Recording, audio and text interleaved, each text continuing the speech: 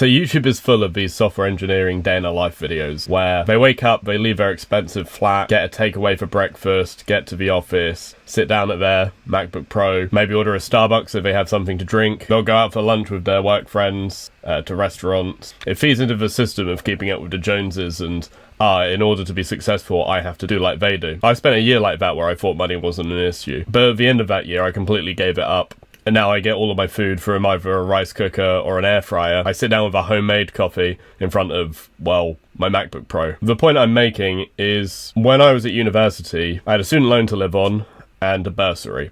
And that came to about £12,000. And every year at uni, I had a pretty good time. Obviously, this was a few years ago, so things were a bit cheaper. So when I got my first job as a quantity surveyor, where my income significantly increased, I thought, you know what? I've been living on a very small amount for 3 years. Why not just spend as much as I like and not think about it? After a year of going out like almost every day, just spending £100 here and there on drinks, just stupid reckless spending, it occurred to me that actually I wasn't any happier than I was on the budget that I had when I was at university.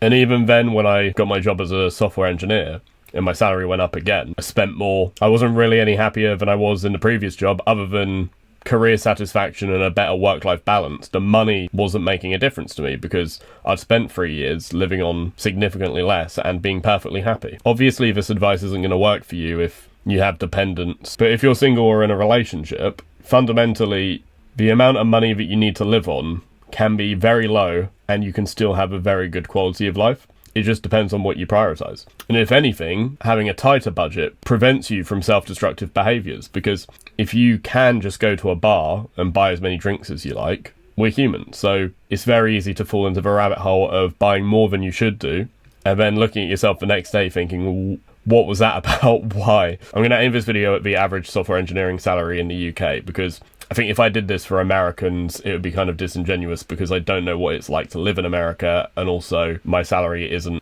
mid six figures. The pay relative to America is much lower here, but it's still very good for the country. Right, so if we break it down, rent and bills is something obviously I can't live without. I spend about 20% of my income immediately on rent and bills. Now, I know for some people this looks a lot higher, but one of the ways that I've reduced this is that I live with my partner and we house share with one other person. So take a flat and divide it by 3 and this becomes a lot more reasonable. And if you're single or you have a partner, this is completely doable. And if anything, you can have a better experience sharing a house with people because it's that sense of community. I've lived in houses where I was the only person. I've lived in houses where there was 9 people, and in all of them, I was quite content. Obviously, there's some people out there who would rather die than share a house with somebody, but fundamentally you have to justify the long-term impact, which is what we're going to focus on at the end of this video of not being financially savvy. 10% of my income goes onto subscriptions, so that's things like Netflix, my gym membership, Spotify, my phone, those types of things, which again, kind of essential. You could make the case that, okay, Netflix doesn't bring much to the table, but as a house, I have Disney, my partner has Netflix, and my housemate has Amazon Prime. So for the price of one service, I've ended up with quite a few of them. This, for a lot of people, is worth looking into because I think I had a subscription I wasn't even aware that I was still subscribed to for wine, for Virgin Wines. It would send you a box of wine once a month. And I actually had cancelled the deliveries, but not the subscription. So they were topping up the money in that account without it ever actually being spent. So it's worth at some point just breaking out an Excel spreadsheet, going through what you're subscribed to and thinking, this is quite a large proportion of my income just going to stuff that I'm not really using that much. And if you do have multiple streaming services, just be intentional with it. Maybe have a look at the streaming services and think, these are the kinds of shows that I want to watch this month, and just have one at a time, because cancelling is immediate and so is subscribing. So, right, people might hate me for this, but this is actually how I split it up. The other 20% is just my budget, and that is shopping, traveling, going out and doing stuff. And the way this all works is all of my money goes into my main account, which then I have a Monzo account, which my budget money goes into. And then what's nice about Monzo is that when I'm paying in certain places, or depending on what I'm doing, it gives me a breakdown at the end of the month so I can see, I've mostly spent on eating out, or I've mostly spent on groceries. I'm probably going out for food twice a week, going to the pub with friends twice a week. I'm not not living. But one of the ways that I achieve such a low outgoings is I don't have a car. I cycle places, and if it's cold in the winter, okay, I take the bus. I've got a hybrid job. I just cut down the days that I go into the office when it gets cold, and then in the summer I go to the office more and I cycle there. I live near a train station in my local town, so everything's in walking distance. And when it comes to food, my diet is probably what costs the most because I have a whole food, high protein diet. So I'm always buying the base ingredients and actually making the foods from scratch. And that's mostly because I enjoy cooking and I enjoy eating. I guess another difference is also that instead of going to restaurants every time that I would see my friends, I actually just invite people around now and I cook meals, and it's cheaper for me to cook for all of my friends than it is to go out and just spend on myself. And that normally includes a crate of beers as well. Okay, so what do I spend the other 50% on? I spend the other 50% of my income on investing. So immediately I'm signed up for my pension, which I do the maximum match that I can do with my company. And that means that I only pay, let's say, 5% and the company pays the rest of it. I can't remember the exact figure of what I get. So 5%, so that would be, if you imagine, 10% of this section goes into my pension.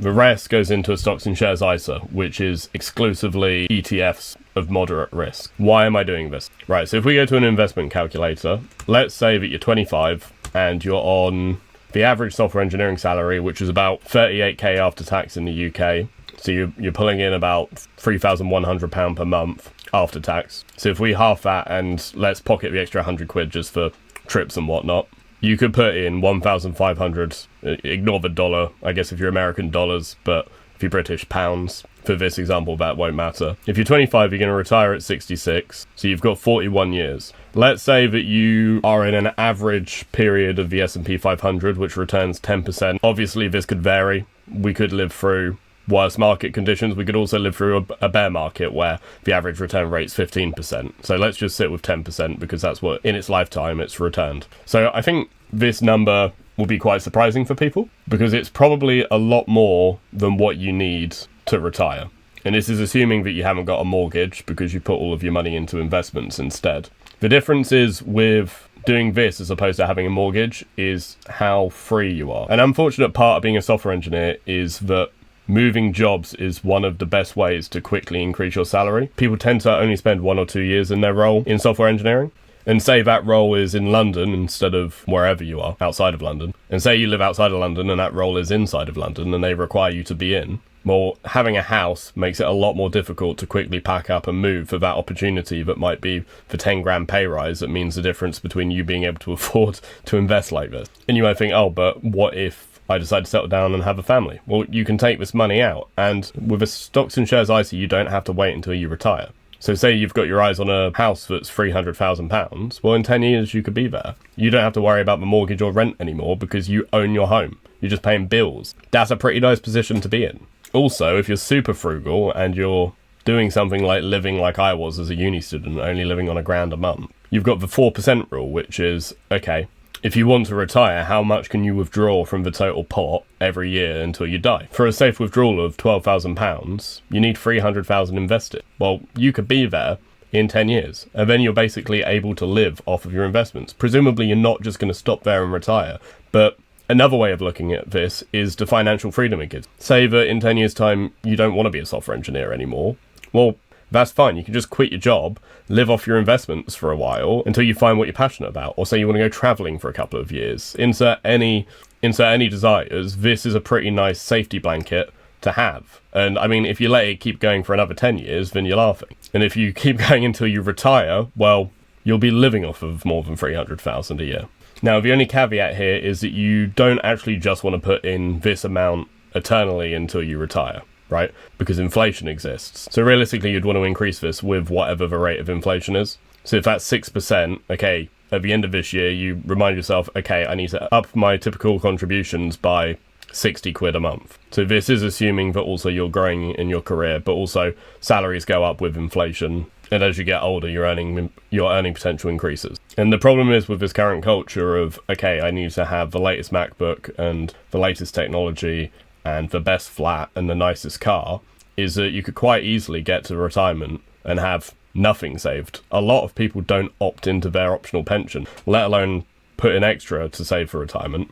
Going back to my initial chart, I mean, I still go on holidays. This isn't me scraping pennies and worrying about whether I have enough money in my budget account at the end of the month. So say you're watching this video and you're not actually a software engineer yet, you just want to be, because you've seen the potential of how good your retirement can be, how quickly on average you can grow your wealth in a job like this. If you click my video here, I'll show you how I went from complete novice to writing production level code in 3 months. And if you subscribe, in a future video, I'll be going into detail on the path from going from nothing invested at all to having a diversified portfolio. But otherwise, cheers.